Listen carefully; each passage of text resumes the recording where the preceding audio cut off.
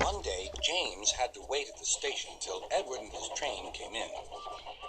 This made him cross. Late again!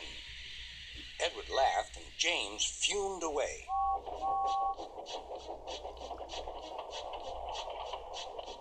After James had finished his work, he went back to the yard and puffed onto the turntable.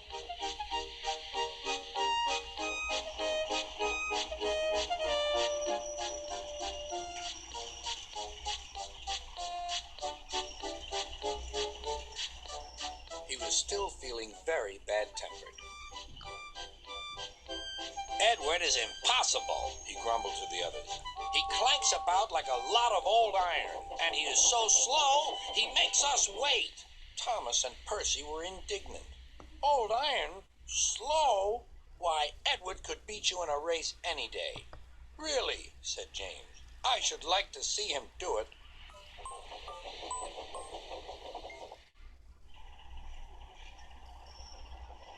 Next morning, James's driver was suddenly taken ill. He could hardly stand, so the fireman uncoupled James ready for shunting. James was impatient. Suddenly, the signalman shouted. There was James puffing away down the line. All traffic halted, called the signalman. Then he told the fireman what had happened. Two boys were on James's footplate fiddling with the controls. Phew. They tumbled off and ran when James started. The signalman answered the telephone. Yes? He's here. Right. I'll tell him. The inspector's coming at once. He wants a shunter's pole and a coil of wire rope. What for? Wondered the fireman.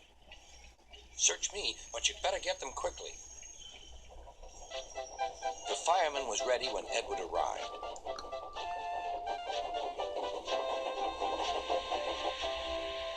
The inspector saw the pole and the rope. Good man, jump in. We'll catch him, puffed Edward. James was laughing.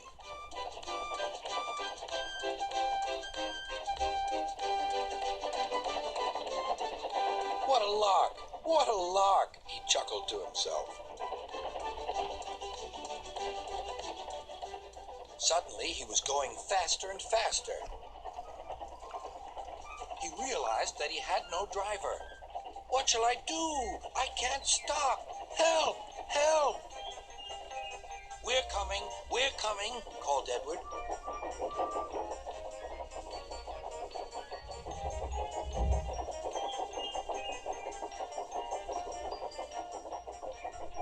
Edward was panting up behind with every ounce of steam he had. At last, he caught up with James.